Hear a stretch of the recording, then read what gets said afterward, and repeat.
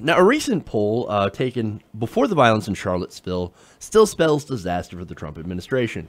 Now, PRRI had recently released a poll that found Trump is not gaining any support. In fact, he's starting to lose a little bit more support. Now, by a wide margin, they write President Trump is substantially less popular than past Republican presidents George W. Bush and Ronald Reagan. Only 38% of Americans report a favorable view of Trump, while the majority, 56% of the public, express an unfavorable opinion of him. Now, they break that down to demographics. Trump is viewed far more negatively among non-white Americans than previous Republican presidents. Only 16% of black Americans view Trump favorably. Fewer than half of the number who have favorable opinions of Bush, that's 34%, and Reagan, 49%. Well, that's because, again, Bush and Reagan were far different than Trump. Yes, they had terrible, ridiculous policies. And Bush himself was a blithering idiot. But compared to Donald Trump, Bush looks like a smart person. And that's sad. Super sad. So look, he's incredibly unpopular. And again, I want to stress that this poll was taken before the Charlottesville response and the widespread condemnation from Republican politicians that followed. Now, here's another interesting piece of this poll. Currently, 4 in 10 Americans believe Trump deserves to be impeached. Impeached. They're throwing out the word impeachment now, right? So here we go. 4 in 10 Americans, it's 40%. They're like, hey, man, yeah, we would support that. Now, that's actually up from 30% in February. So this has gained support. It's not like this is just butthurt Democrats that are like, not my president, not my president.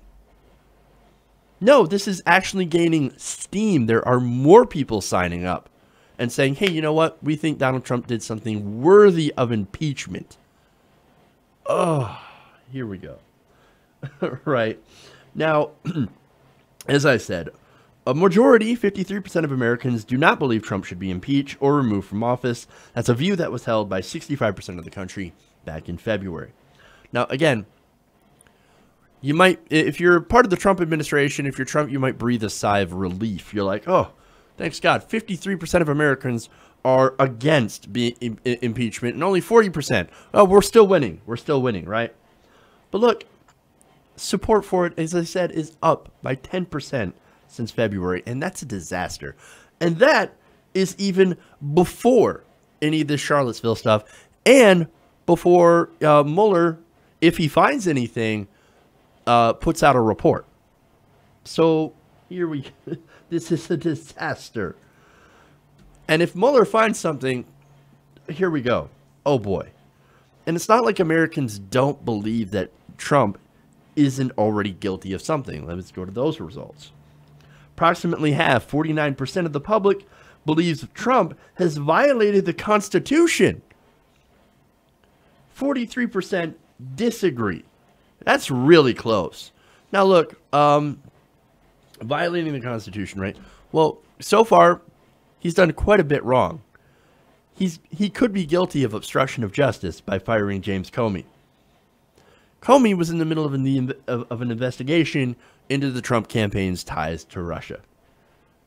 And on that, of course, speaking of Russia, Americans express generally negative feelings about Russia and Russian President Vladimir Putin. Nearly 6 in 10, 58% of Americans express a negative opinion of Russia, while only 1/4 have a positive view.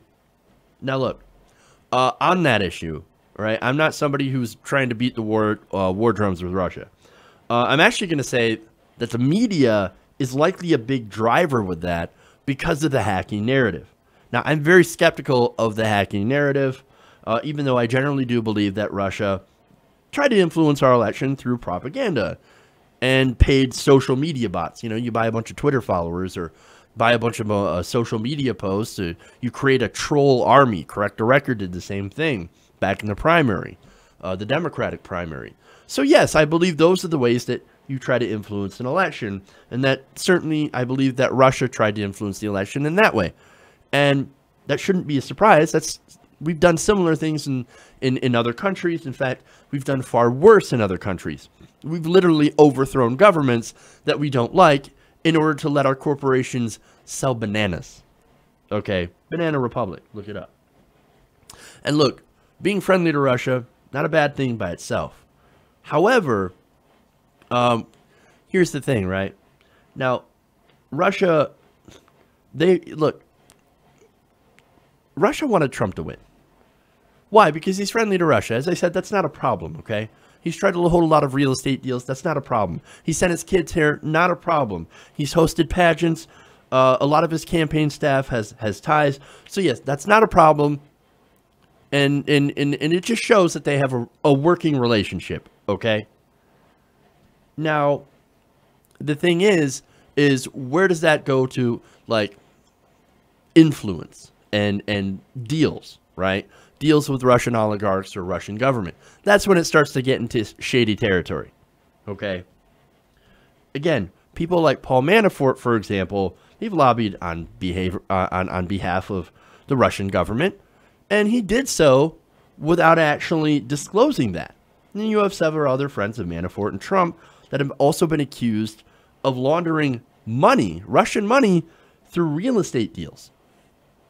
That's where it gets shady. Now, is there a specific deal between the Russian government and Trump? I don't know. Or Russian oligarchs friendly to Vladimir Putin? I don't know. That's for Mueller to find out. But from everything that I've seen so far, it's very possible, and in my personal opinion, likely. And look, the Russian government itself, it is corrupt. Putin's a strong man, crushes democracy, very conservative, locks up journalists, locks up people like Pussy Riot for doing things like hooliganism. To say that he's not favorable to people on the left isn't a stretch, okay? And look, back in 2013, before all of this came out, over half of all Democrats already had a disfavorable view of Russia. And of course, since the election, that has gone up to about 2/3. So it went from a half to 2/3. So, and now myself, I've never had a good opinion of Vladimir Putin. I've never had a good opinion of the Russian government. That said, do I want a conflict? No, I'm a pacifist. I keep saying that. I'm anti-war. Now, there are other ways to deal with somebody like Putin. And I would not advocate violence to do that. Violence solves nothing. Maybe economic sanctions, but I'm also worried that those sanctions would actually hurt the Russian people. So, I want to be clear, though. We cannot equate the actions of the Russian government with its people. That's as dumb as people equating America when what we do when we bomb the Middle East, when we bomb Iraq, when we bomb Syria, saying that all Americans must support Donald Trump and what he's doing in Syria. No, obviously they don't. He may be the leader, but that doesn't mean everyone agrees with him or likes him. Okay? And in the case of Trump, you can just check the polls. It's certainly true. He's an incredibly unpopular president. Now, back to the poll here. There's a few more things that stand out. First, on virtually every issue, Trump's support among white evangelical Christians remains so much higher than other groups. Second, his standing among women. Those with more than a high school education and minorities is remarkably low. That shows up in views about impeachment and Trump's violation of the Constitution. There's actually a huge gender divide in views about impeachment. Only about 1/3 of men, 32%, but nearly half of all women, 47%, say the president should be impeached and removed from office. Compared to men, women have become much more supportive of impeachment over the last 6 months. Only 35% of women favored impeaching Trump back in February, compared to 26% of men. Now more than 7 in 10, 72% of black Americans and a majority of 53% of Hispanic Americans say Trump should be impeached and removed from office. Fewer than 1/3 of white Americans agree, and a majority, 54% of women, but only about 4 in 10, for 43% of men believe Trump has acted in ways that contravene the Constitution. So I want to go back a little bit here to the evangelical Christians, right? So what kind of evangelical would vote for Donald Trump? He's shown over and over again he doesn't give a damn about Christianity, when he does some of the most unchristian things that you could do. Jesus didn't say, build a wall. Jesus said, treat the immigrant as if they're a member of your entire, of your own family. And as far as, Christian morals, he's been divorced 3 times. Likes to grab women by the pussy. You're going to vote for that guy? You're going to support that guy? Oh, come on. Seriously. And yet, they literally will not leave his side. They think he's some sort of messiah. I just watch, CBN, Pat Robertson. He's like, this guy's been sent by God. I believe he is sent by God. That's actually a pretty good Pat Robertson. It's crazy. It's crazy. Why would anybody who's religious at all, calls himself a good Christian, support somebody like Donald Trump? It's crazy. But anyway, now, some results are actually pretty good, right? However, there's a different poll out that I think should worry everyone. Now, this goes back to the point that I was making about the evangelicals, people who will not leave Trump's side no matter what. Now, according to a Monmouth University poll, 6 in 10 people who approve of Donald Trump right now, that's 61%, say that they couldn't think of anything Trump could do that would make them disapprove of his job as president. Nothing. Now, does that include defending neo-Nazis? Well, unfortunately, the Monmouth University poll was conducted from August 10th to the 14th. Now, they were there for his original Many Sides press conference, right? And then they were also there when he reluctantly called out the KKK and white supremacists. However, they were not there for the Tuesday press conference where he equivocated anti-racist protesters with the racists and the people, and actually called some of the people marching with the neo-Nazis very fine people. So, unfortunately, we don't have the full results or the full blowback on that. And that might take a while to settle in and to reflect in polling results. Still, even with the original statements, which were bad enough, 6 in 10 people couldn't think of anything that Trump could do that would make them not support him. He famously said he could shoot someone on Fifth Avenue and people would still support him. Well, he might be right.